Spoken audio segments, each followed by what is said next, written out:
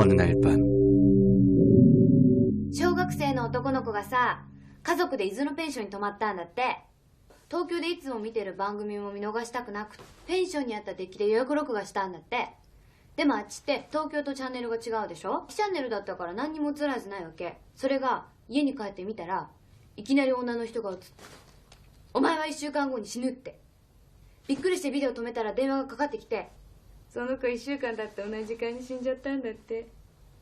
친구와 비디오에 얽힌 저주에 대해서 얘기 중인 여고생 도모코. どうしたのともこ。 그런데 この間さ、変なビデオ見ちゃって。どんな？うまく言えないけど、ちょうどそれ見終わった時電話がかかってきて、無言電話だったみたいだけど。やだ、今日で1週間なの。私を脅かそうとしてるんでしょ。分かった。もう信じられない。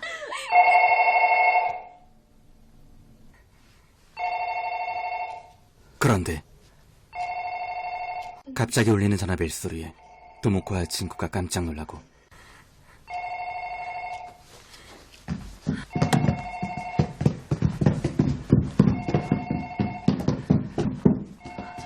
마사미!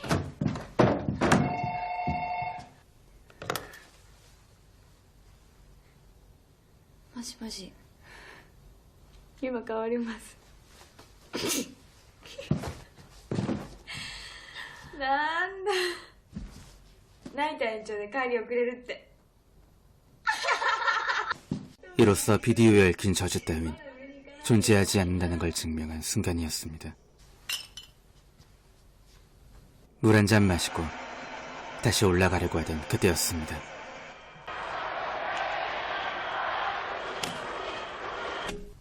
갑자기 켜진 TV.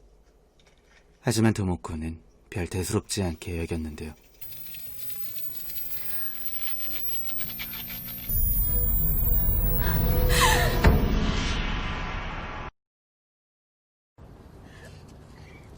얼마 뒤 조카 도모코의 갑작스러운 죽음에 장례식장을 찾게 된 기자 레이코가 있습니다.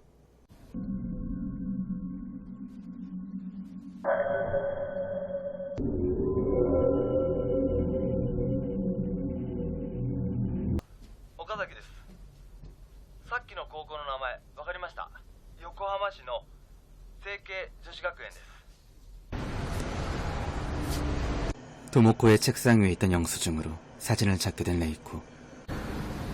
今日さ、帰り遅くなるかもしれないから晩ご飯チンして食べんのよ。分かった？ともちゃん呪いのビデオ見たんだよ。ダメよ、学校でそんな話しちゃ。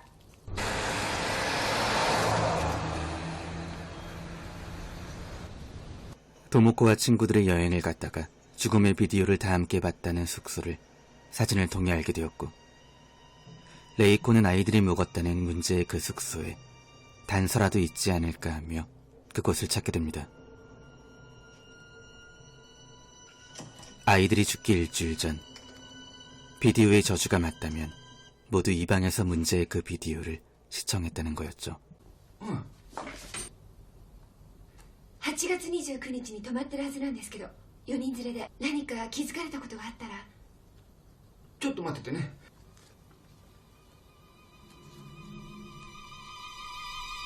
그때였습니다. 프론트에 있던 비디오 중 유독 레이코의 눈에 띄던 제목 없는 비디오. 레이코는 구석에 꽂혀있던 의문의 비디오를 가지고 들어와 재생하기 시작하는데요.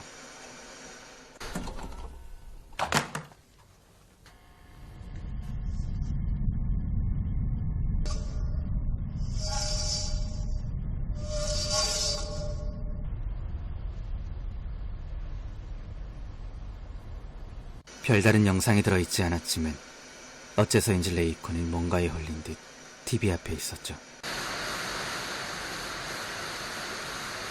그리고 그때였습니다.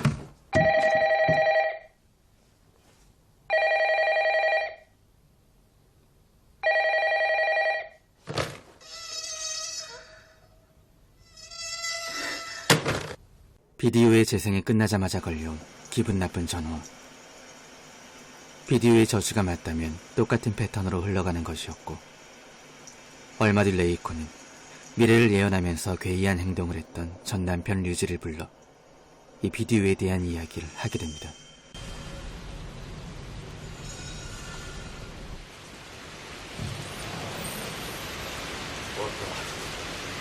하지만 류이치에겐 레이코와 달리 전화가 울리지 않았습니다. ならないな。まだ死ぬと決まったわけじゃない。それはビデオだ。作ったやつがいる。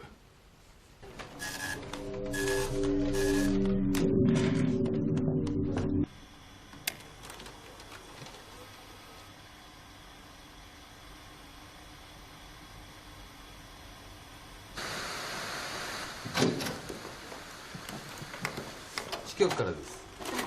ありがとう。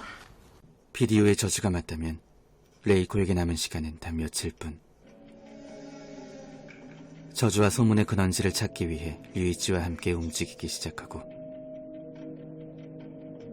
레이코는 본격적인 조사를 위해 아들 류이치를 잠시 아버지에게 맡기기로 합니다. 名前は山村静子。三原山に身を投げて死んだそうだ。じゃあ手がかりは？直接現地に当たるしかない。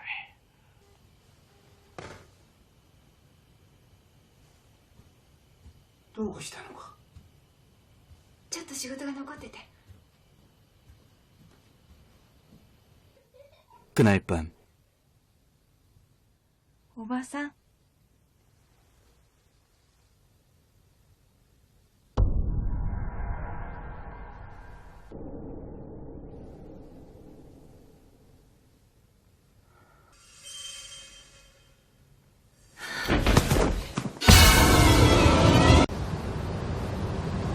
あの噂はどこから来たの？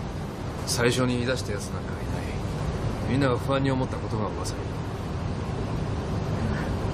며칠 뒤 소문의 근원지를 알게 된 딜은 그 장소로 향하게 됩니다. 山村静子はなんで自殺したの？気が触れたって話らしい。静子は噴火を予知して島中の評判になったんだ。以前から不思議な力があったらしい。マスコミは散々もてはやして、それから叩き潰した。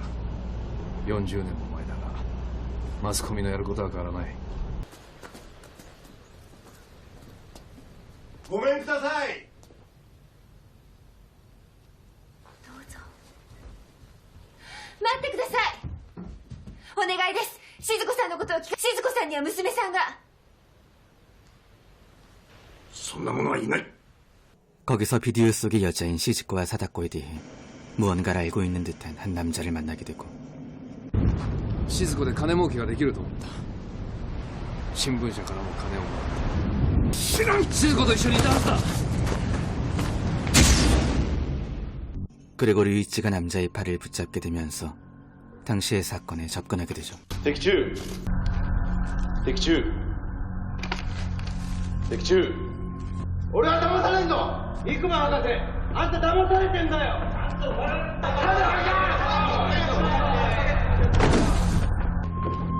死んどる。化け物だ。貞子、お前が。貞子。 엄마인 시즈코와 달리 딸 사다코에겐 염원만으로 사람을 죽게 만드는 힘이 있었고, 사람들은 그런 사다코를 향해 귀신의 아이라고 하면서 마녀 사냥을 하게끔 만들었던 겁니다. 그리고 레이코와 류이치는 비디오 속 우물을 드디어 찾게 되죠.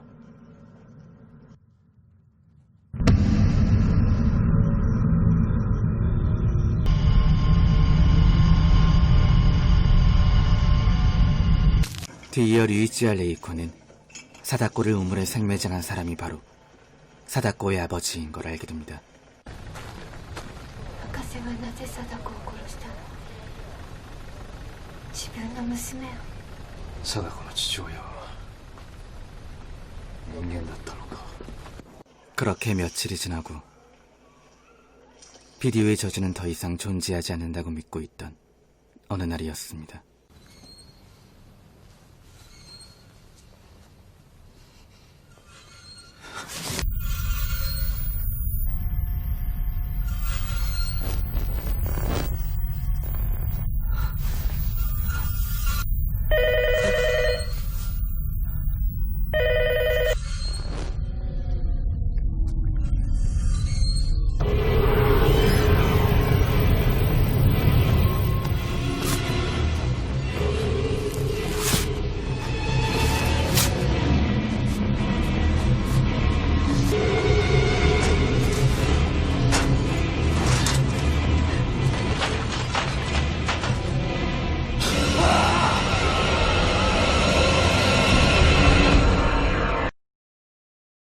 결국 비디오의 저주를 받게 된 류이치.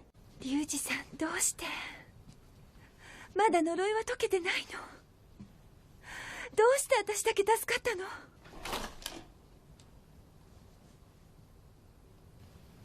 私だけが貞子の呪いを解いてた私がしてあなたがしなかったこと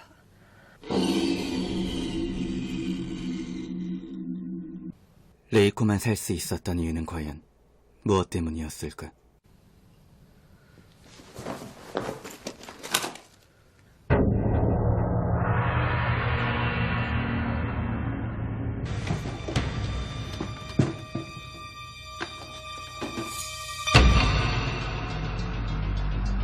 お父さん呪いのビデオってさ死なない方法があるんだって1週間以内にダビングした他の人に見せるの1週間以内にそれじゃ切りないじゃんそうそう切りないのよお願いがあるの陽一のためなの 1999년작인 이 영화는요. 90년대와 2000년대 초반 그야말로 공포영화의 한 획을 긋기도 하면서 지금까지도 제2호러 하면 가장 대표적으로 떠오르는 공포영화 중 하나인데요. 이 영화에 좀 재미있는 점이 있습니다. 1910년 일본에서의 실제 사건과 실존 인물을 모티브로 만들어진 공포영화라는 건데요. 스즈키 고지의 호러 소설 링은 실화에서 영감을 받은 걸로 알려져 있습니다. 그 당시 심리학과 박사는 일반 심리학에선 다룰 수 없었던 초심리학과 최면술에 대해 연구하고 있었죠. 그러던 중 투시력을 지닌 지즈코라는 여성을 만나게 됩니다. 그녀의 능력은 가히 놀라웠고 박사는 그 당시 자신의 연구 성과를 입증하기 위해 그녀를 매스컴에 노출시키게 됩니다. 하지만 사람들은 박사와 지즈코를 향해 비난했고 그 충격에 지즈코는 목숨을 끊었다고 합니다. 그리고 박사가 마지막으로 연구했던 대상이 바로 사다코라는 여성이었고 링의 저자 스즈키 고지는 지즈코와 사다코를 이 소설에선 모녀로 설정하게 되었던 거죠. 책으로 출간되면서 지즈코는 시즈코로, 사다코는 사다코 그대로 사용을 하게 됩니다. 이 영화를 연출한 감독은 나카다 히데요로서 여우령으로 먼저 주목을 받은 뒤 이후 검은물 밑에서와 컴플렉스 등으로 일본 호러 장르 안에 일본의 사회 문제와 모성애를 결합시키는 그런 감독으로도 잘 알려져 있기도 합니다. 이번 영화에서도 감독만의 가치관이 꽤 뚜렷한 편인데요. 영화 속 레이코는 이혼을 한 뒤에 직장 생활과 육아를 병행하는 여성이었던 걸 알 수 있습니다. 류이치는 자신의 아들인 요이치에 대해 부성애가 전혀 존재하지 않았죠. 이것은 사다코를 우물에 빠뜨려 매장시킨 사다코의 아버지와도 비슷한 성향임을 알 수 있는 부분이기도 합니다. 그만큼 감독은 이 영화가 공포임에도 불구하고 이혼한 여성이 가진 당시의 현실을 보여주기도 했습니다. 또한 이 영화는 그 당시 일본의 버블 경제를 보듯 경제의 불황을 함께 투영하고 있기도 한데요. 살기 위해 누군가를 밟고 올라서거나 누군가를 제물로 바치면서까지 생존해야만 하는 모습은 영화 속 비디오의 저주를 풀기 위해서라면 복사된 비디오를 그 누군가에게 보여주어야 하는 것과 굉장히 많이 닮아있기도 하죠. 소문도 마찬가지입니다. 소문의 근원지는 마치 깊숙한 우물 안에서 나오는 것과 비슷하죠.